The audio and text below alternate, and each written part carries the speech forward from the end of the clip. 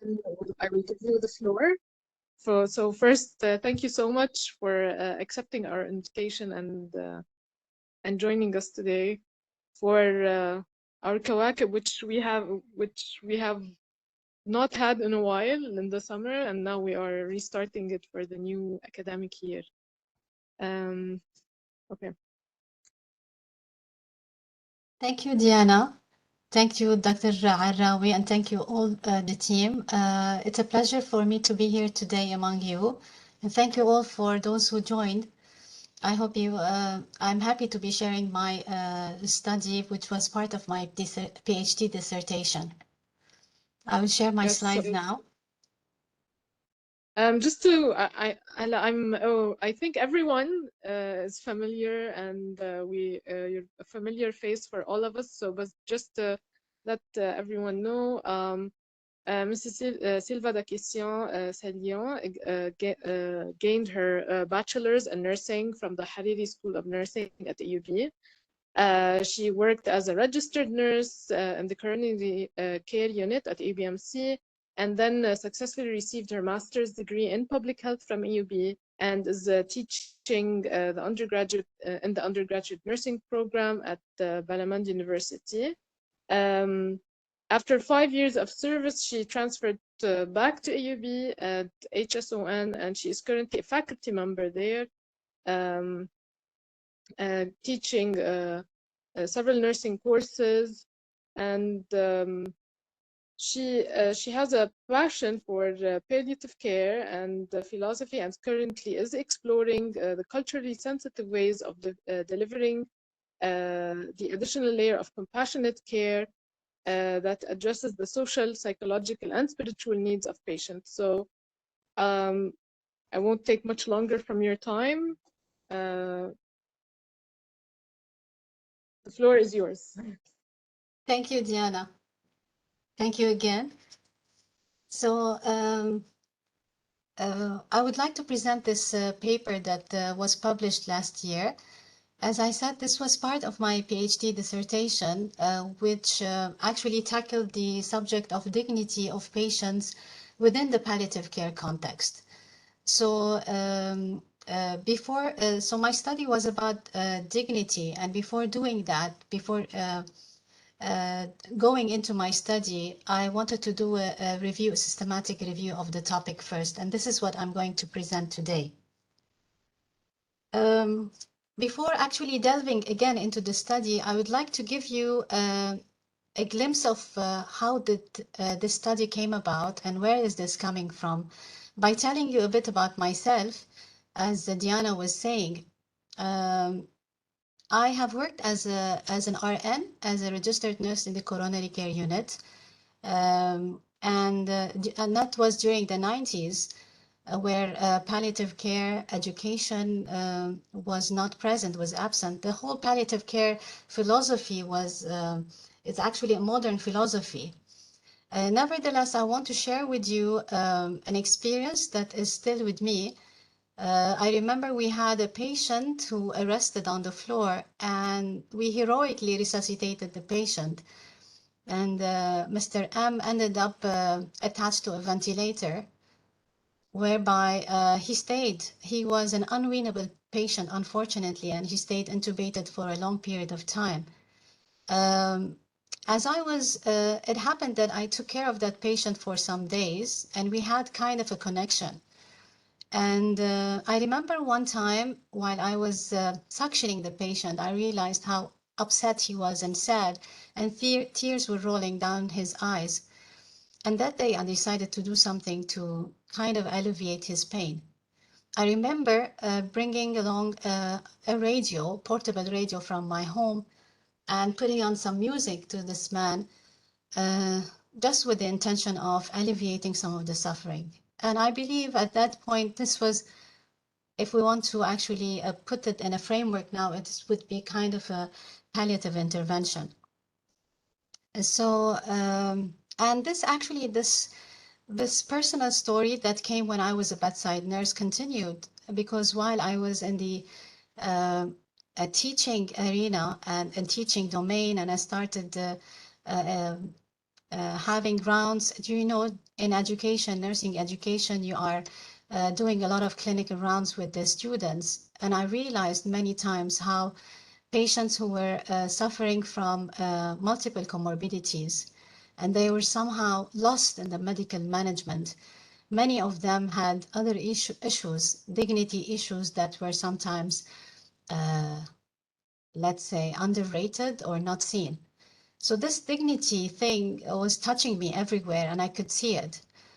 And if we want to actually define it according to the Webster dictionary, dignity is about the quality or state of being worthy, honored, or esteemed. Looking into the literature, one can see that dignity of patients is at risk, particularly when a patient is under a heavy burden, a heavy symptom burden, whether that is psychological or physical burden. And that actually, this condition, this medical condition, changes the normalcy of the patient. And this can affect patients' sense of personhood and dignity. And what's important is that when you lose your dignity, when patients lose their dignity, this can lead to demoralization, hopelessness, and sometimes even the wish to hasten death.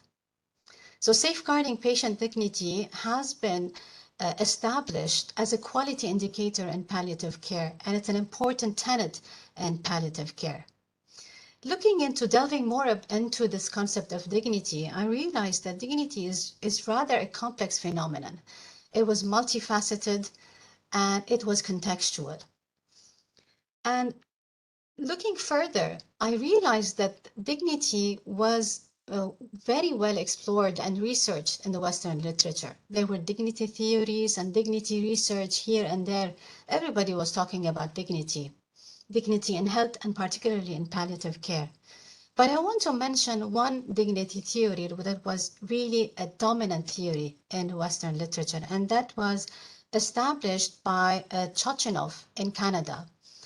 I'm saying this, I'm actually bringing forward this theory because this was kind of a cornerstone from which, from this theory emanated different measurements, dignity stress measurements, dignity interventions like dignity therapy. So it was an important thing, important theory that I cannot deny and just refer to as forward because I would like to as well compare the findings that I found with this model of dignity. Just a quick briefing about the model. This model has three big categories, and it says the patient dignity are primarily related or affected by the illness-related issues. And basically, we're talking about the symptom distress, physical distress, psychological distress, cognitive impairment, functional capacity, deterioration of the functional capacity. The second category of the dignity model talks about the attitudes and the perspectives the patient actually adopts to enhance patient dignity, self-dignity. And here we're talking about different methods like a sense of continuity of self, preserving role, maintaining pride, staying hopeful, autonomy, maintaining autonomy and control, leaving a legacy, accepting resilience, living in the moment, and things like that. The third category basically talks about how dignity is affected by the social environment of the patient, by maintaining privacy of the patient, how much patient receives social support from friends and family, the care tenor, and here it means the tone or the attitude of healthcare providers towards the patient, how much the patient feels that he or she is a burden on others, and aftermath concerns, after the end, what will happen to others. It's very important to say that no studies were found on dignity within the Middle Eastern setting. And knowing that palliative care is rather scarce and research about palliative care is minimum in the Middle East, particularly as well as in Lebanon, I decided to explore further about this topic of dignity in Lebanon. And as well wanted to do the systematic review where and my purpose was to find out, explore, and synthesize the evidence about dignity in the Middle Eastern setting. This is important, by the way, to check dignity in the Middle Eastern setting, because, you know, Middle East has different characteristics. It is sometimes where basically religion, culture, traditions, and family have dominant role in our attitudes and behaviors. So I'm going to present this study, Dignity of Patients with Palliative Care Needs in the Middle East, an integrative review. It was finalized in 2022 and published in the BMC Palliative Care. So what was the review question? The review question was, what is the understanding of dignity in patients with palliative care needs in the Middle East? And I wanted to look at the perceptions of the concept of dignity from the perspective of the patient, family caregiver, healthcare provider within adult palliative care setting in the Middle East, behaviors of healthcare providers or aspects of care that enhanced or undermined sense of dignity in patients with palliative care needs during the illness and while receiving health services, and critically assess the findings against the Tochinov model, which was dominant in the Western literature. So in order to conduct this review, I decided to choose integrative method, and I followed Whitemore and Nuffel's guidance in doing that. Why did I decide about choosing selected integrative method? Because with integrative review, you actually are able to combine different research studies, research designs, quantitative and qualitative. And this is important because whenever you have a complex phenomenon, combining different research designs gives you a better understanding, a deeper, comprehensive understanding of what's happening, bringing together, merging different findings, and it will help you in having good guide you in your clinical practice, as well as it will help you in forming policy, health policies. So the review process was very systematic and explicitly stated. So you start with the problem identification, which is what is the understanding of dignity, literature search, evaluation of the articles and the papers that you have, analysis of the findings, conclusion, and finally verification. In order to facilitate my search, I use the SPICE search framework, which is very pertinent to explorative questions. So the SPICE actually stands for the setting, the perspective, the phenomenon of interest, in this case, comparison, having no dignity, and an outcome. So the setting was basically palliative care in the Middle Eastern countries. And I stated all the countries I used, actually 18 countries. The perspective was that of patients, adult patients who needed palliative care, healthcare providers, family caregivers, or any other member of the palliative care team. And the studies were that any study that had the focus of dignity, whether that was challenges in dignity, facilitators, enhancers. Comparison was that of having no dignity as an outcome, and an outcome, the pursuit of having no dignity, actually, those who had or did not have a dignity. So with the help of a librarian, we were actually a search. We did the search, and we were a team of people. We actually used 4 databases, Embase, PsycInfo, PubMed, and CINAHL, because these were actually good databases that included papers and about palliative care. And previous papers of systematic reviews have used this database. I also screened the reference list, doing backward and forward citation tracking of review papers and the papers that were included. And in order to further widen the net and increase the sensitivity of the search, online journals were actually hand searched. Basically, 3 journals were searched, and they were Nursing Ethics, the Medical Journal of Ethics, Journal of Medical Ethics, and History of Medicine for the past 10 years. So the search findings, whether they were from the databases or with the additional records, yielded 5,113 papers. So after removing the duplicates from these papers, things were filtered down. And of course, abstract and titles were screened, data, then some of the papers were, of course, fully read. And finally, only 16 papers were shortlisted for the synthesis.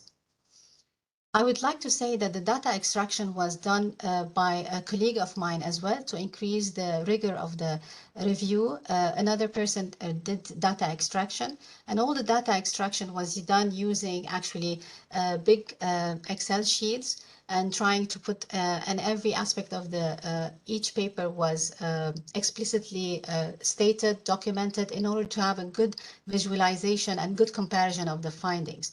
For instance, what was the discipline, the sample size, what was design, what was the outcome, and everything in full detail. So the findings, so 16 papers were analyzed finally, and they represented 14 primary studies. These 16 papers were 14 studies. Interestingly, 14 of them came from the Republic of Iran. One study came from Turkey, and another study that was included came from Netherlands. But this was included because it discussed Middle Eastern patients, basically discussed about Turkish, Moroccan, and Surinamese patients and how they understood the aspects, dignity and aspects of dignity. Again, interestingly, 15 of the studies were conducted by nurse researchers, indicating how the topic of dignity is of high significance in the nursing profession and how it's an interesting matter of concern. Of the 16 patients, 12 focused on patients' perceptions of dignities. 3 of them focused on how nurses, healthcare providers, physicians, and hospital staff understood dignity. Only one paper discussed dignity from the family caregiver perspective. The patients pool that were included that were in the studies were actually diverse. They included heart failure patients, multiple sclerosis patients, cancer patients, and end-stage organ patients that were in need of palliative care.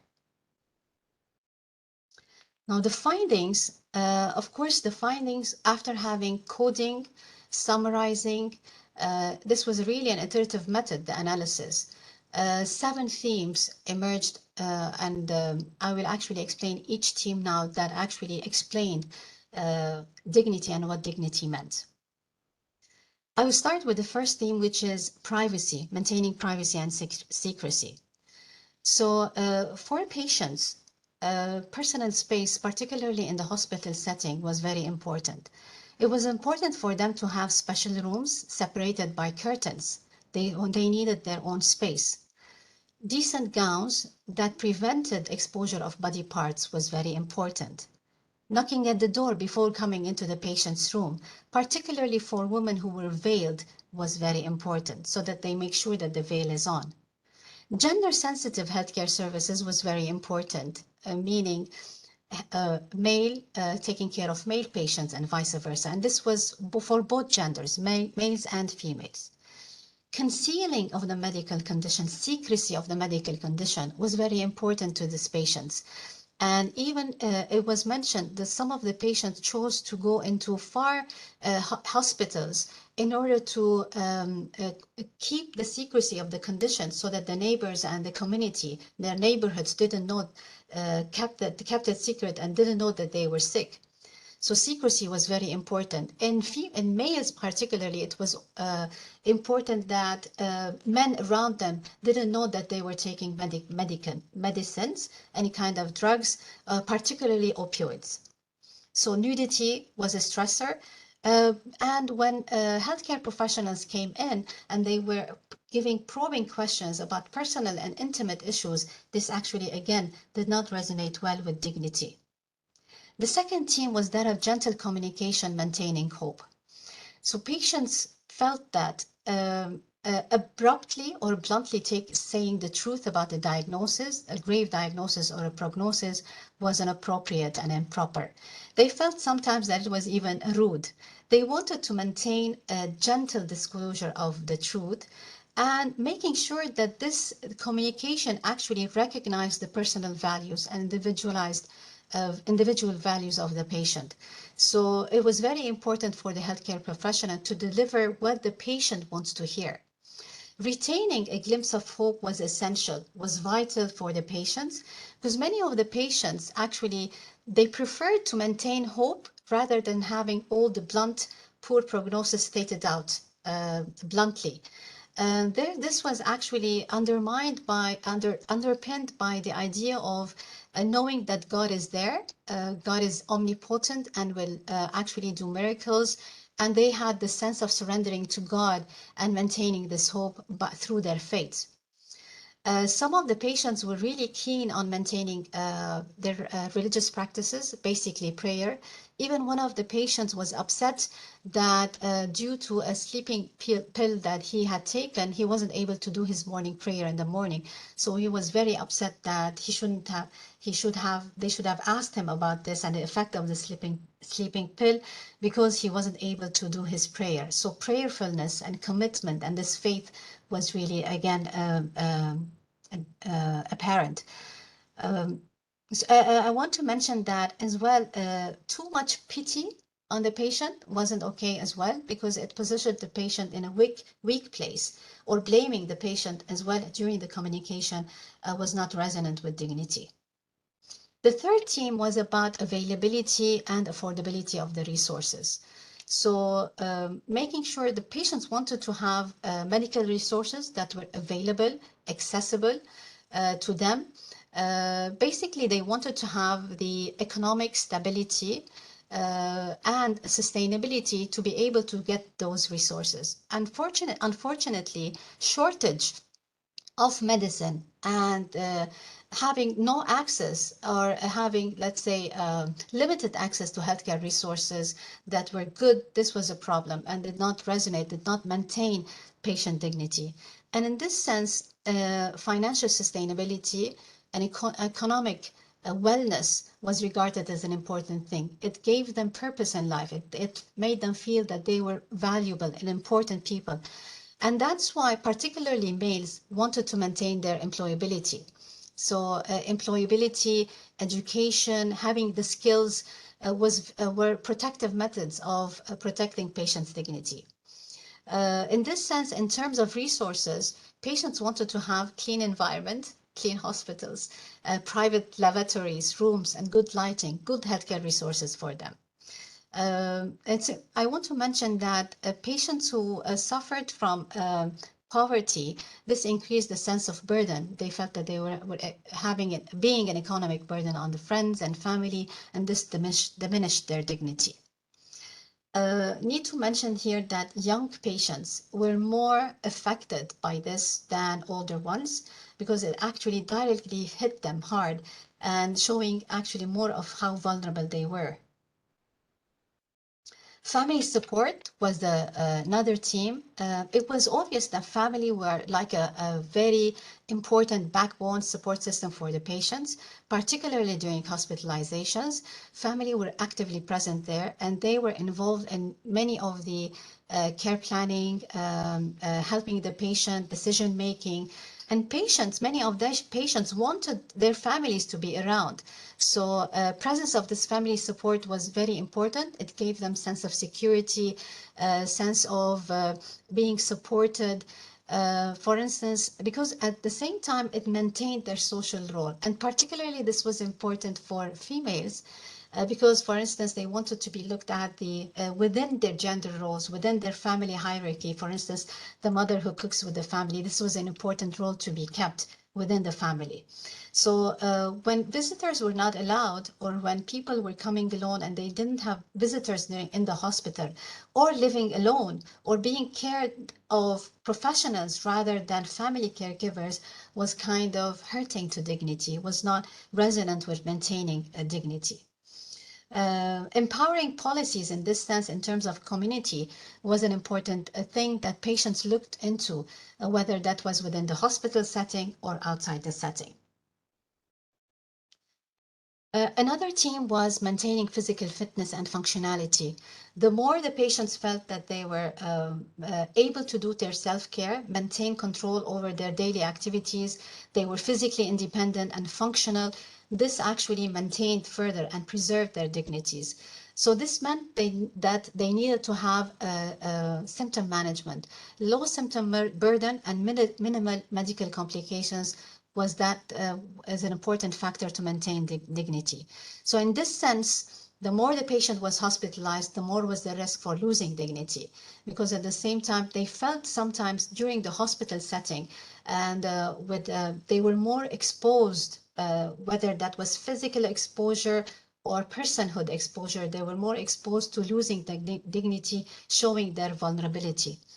Other stressors were sometimes insecurity, burden on the family, high dependence on others, deteriorating communication with friends. Whenever you're so much dependent on others, this actually kind of erodes the self-esteem and the feeling of worthiness of the patient, and also increasing stigmatization and losing social status. These were also important things that were stressors to dignity.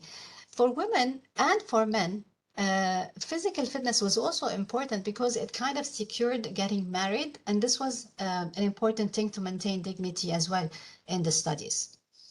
Another theme was that of the social justice. Patients wanted to be taken care of no matter what their economic rank was. So they wanted to have an equal and just care, irrespective of their medical condition, nationality, social status, or economic rank.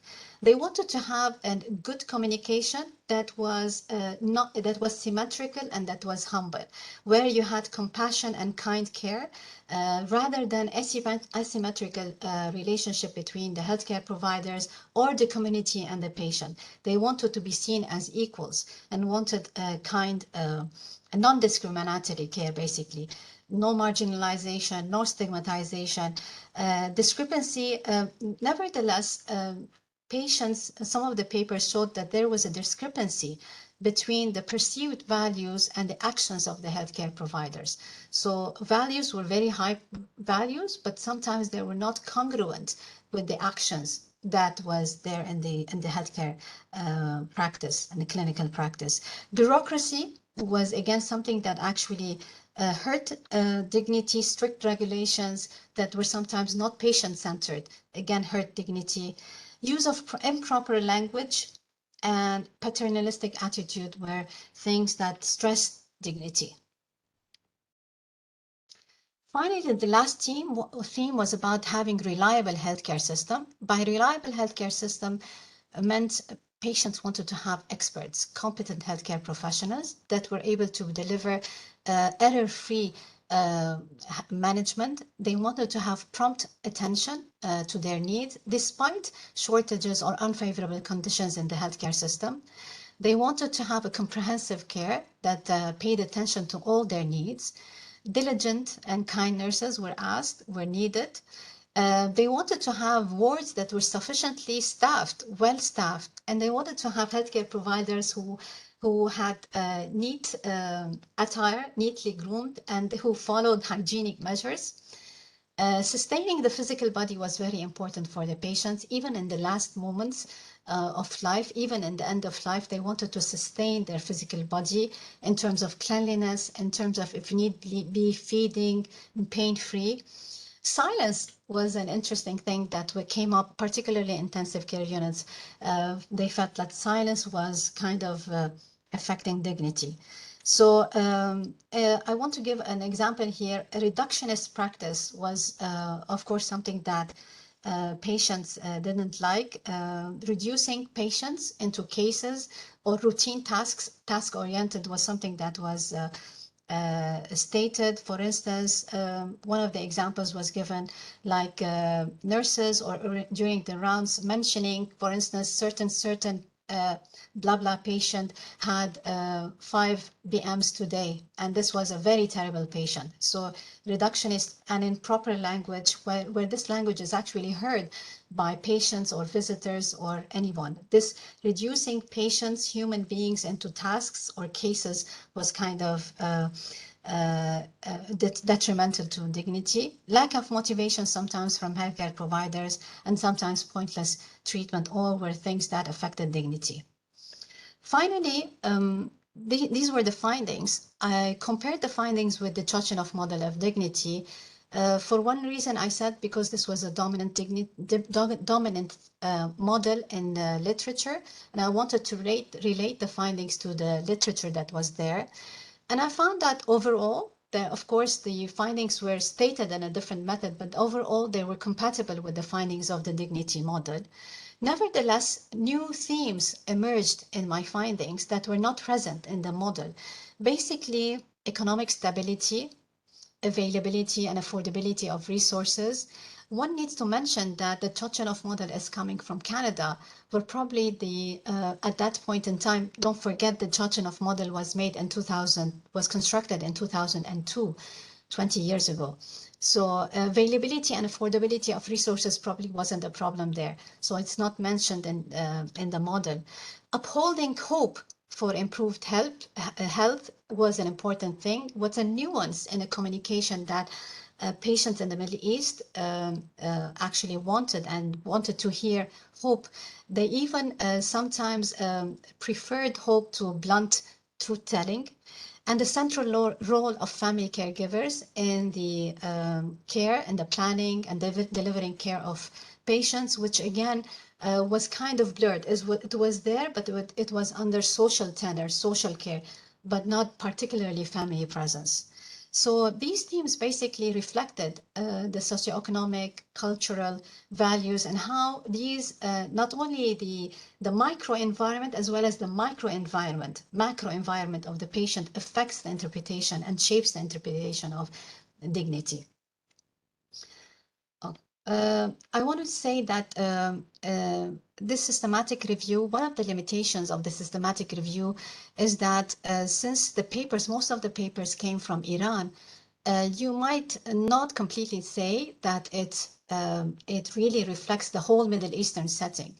But unfortunately, looking back, I can say that it resonates much with what we find in Lebanon here.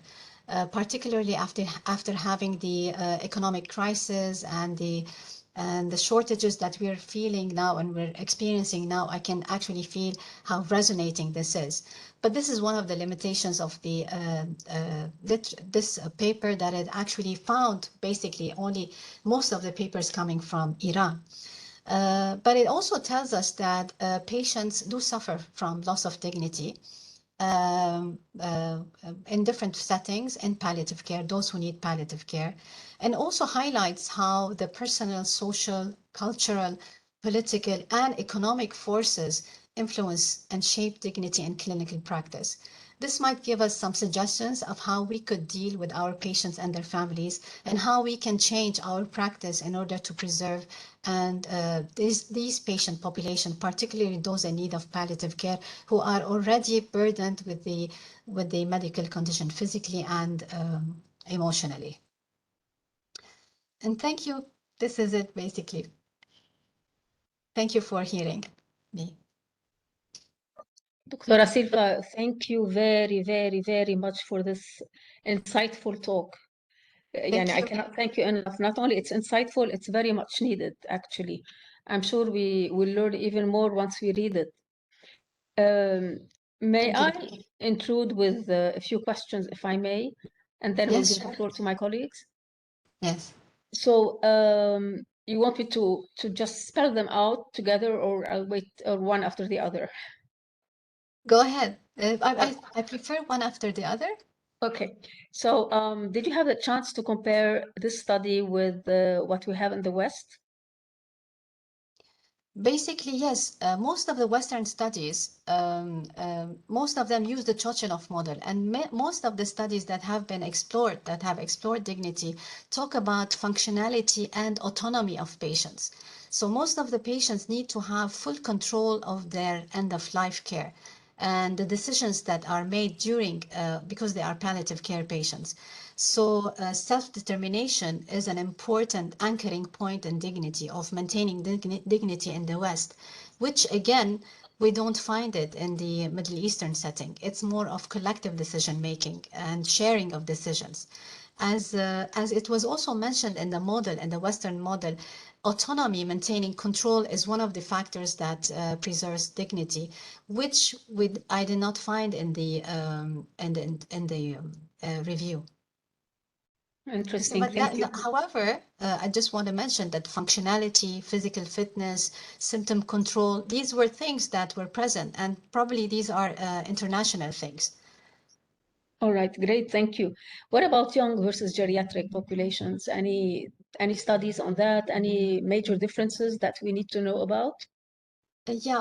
Actually, in this integrative review, I used adult patients. I didn't compare pediatrics. All the patients were above 19 years of age. And the studies, because of, dignity interpretations can change with the pediatric population. So pediatric patients were not included. Regarding gerontology, I also excluded patients who were cognitively impaired or dementia patients. Again, because dignity could have different implications and their needs are different, more complex, particularly if you're not able to judge or make an active, have an active voice. So again, dementia patients, particularly dementia patients, were excluded. It would be interesting to see their point of view if they are capacitated at least. Yes, you're right. So very quickly, two more questions. What about the study that compares the views of the patients and their caregivers, which actually help us understand more and care better for our patients? There تفضلي. was only one study checking the perception of family caregivers. And it was rather comparable with that of the patients, but we cannot have any conclusions, it's just a suggestion. So in my research that I did in Lebanon regarding how dignity is understood by Lebanese patients and family caregivers, I can give you a snapshot of it that they were quite similar. Family caregivers' perceptions and that of the patients was rather, in most of the domains aspects, there was a lot of similarity. Interesting comment.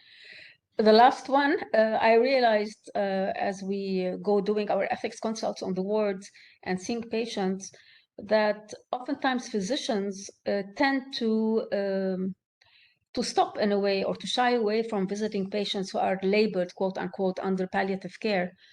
So they don't feel the patient is worth their time and visit, which also, I'm sure you know, affects the morale and the psyche, thus the health of the patient as well as the caregiver. How can we change this? Yeah, How can we convince them? That is really unfortunate because palliative care patients are those who need the extra care. We need to make sure that we enhance the quality of life of what's left of their time. So just making sure visiting the patient at the end of life is actually of utmost importance in order to see how we can, what are the need to see basically what matters to that patient, knowing that the patient is living the last days of life. It's important to explore what is important, what's the last wishes of the patient. So these are important things that can never be postponed. So just making sure, because when the patient is in palliative care or said to be or referred to palliative care, it does not mean that this patient doesn't need care. On the contrary, it means that the patient needs more care than others. More care because the patient is vulnerable and is passing to a very difficult time. So this is an important aspect to emphasize that these patients, though they might not need aggressive medical treatment, but it does not mean that he does not need care. On the contrary, he needs more and care. And what healthcare professionals do is we need to make sure and put a balance with the medical management as well as the psychological, existential, and spiritual needs of the patient. As the study shows how important for Middle Eastern population is to maintain religious practices, for instance, have maybe music on or prayer and stay connected with the family. So as long as the patient is aware and conscious, we have to make sure that we make use of every minute and moment of that time to enhance the well-being and preserve the dignity of the patient.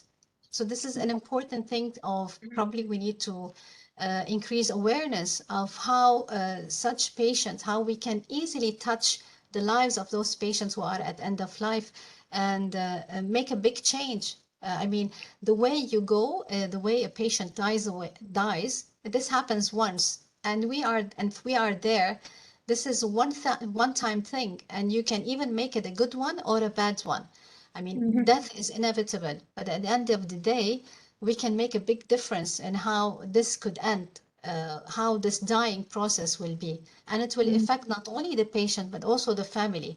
So after, for instance, I've heard family members, let's say after 40 days of grieving, yes, he died, but they were very nice. The people there were very nice. These are some of the expressions you might hear from family members. Or you might feel, oh my God, I never want to go to that hospital again. So death is inevitable, but nevertheless, the experience itself, the memory itself would linger on for life with the family and what's left with the family. And this can affect as well the bereavement phase. Yet another very important takeaway point. Thank you very much. And I apologize for so many questions, but it's a fantastic discussion. I leave the floor to my colleagues. Hello, Thalia. Hello, Silva. Hello. I'm not sure you hear me because Nuhad. it's very bad. Very happy to have you. Thank you, dear. I really enjoyed your presentation, despite the fact that my connection was very bad. I just want to make a quick comment that it's the beginning of really doing something about the issue Talia asked about, how to make the healthcare providers address and pay attention to living patients. I'm not sure if I am allowed to call them dying patients. I'm a woman of faith, but they are still living. And part of their dignity is to be respected by the whole healthcare team. Talia knows very well, we've worked hard to create the interprofessional education and collaboration. I'm not sure if it's a secret or if it is formalized that I recommended that Silva help in coordinating this course for our nursing and public health students. Unfortunately, Talia, the medical students pulled out. And this is so unfortunate, but the concepts of dignity and palliative care that I'm ignorant about, but from a nurse's perspective, this should be really respected part of our professionalism and ethical practice, and addressed from an interprofessional perspective when we are caring for patients till the last day of their lives. So probably this is a beginning, and I personally thank you, Thalia, for inviting Silva Sabatina as a School of Nursing to really speak about the matter and speak about the issue, and probably with people like you and your program and the palliative care team at AUB can really spearhead such a project where you create some scenarios so that you can train the interprofessional teams in caring practices within compassionate care that includes dignity. So let's start with creating the awareness and moving forward with it. And thank you so much. Nuhad, I cannot agree more with you. Amjad, this is superb, and leaving medical students out is a recipe for disaster, frankly.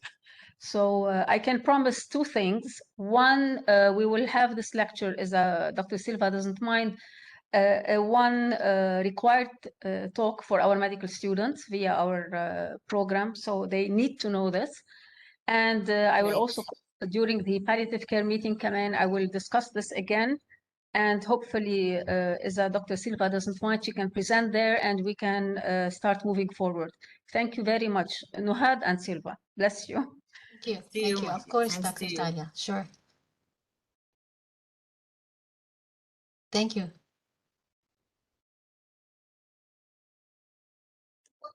Anyone else from our participant who wants to raise a question or a comment?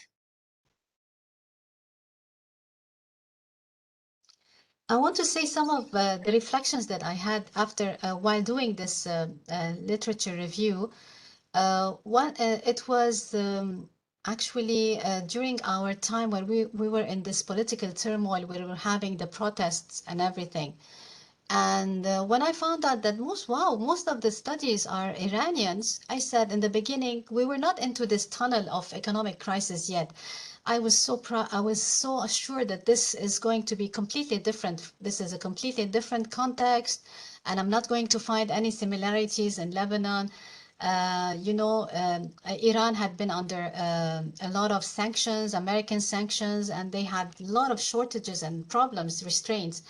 So of course, and Iran is more of a homogeneous culture with most of one sect. We are more like diverse, heterogeneous. We have cutting edge technology. We have the big shots and everything. But then now that I look back to it and I look back into the study and the findings, unfortunately, I can see a lot of things that we're suffering from this now in terms of availability, affordability, of good healthcare, of medicine.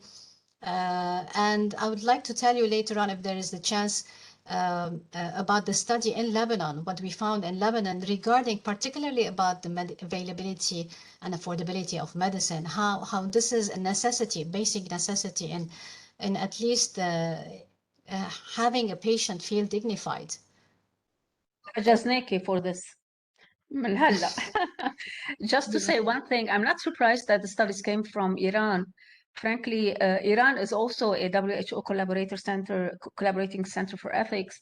And I know that they do lots of studies and they are quite active on that front. So I'm frankly not surprised at all. Yeah. إن شاء الله نحن كمان هلا. Yeah. So if there are no further questions, I thank you again. I thank the participant.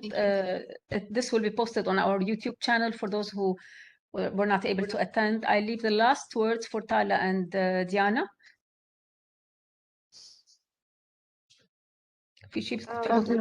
Yes, thank you so much.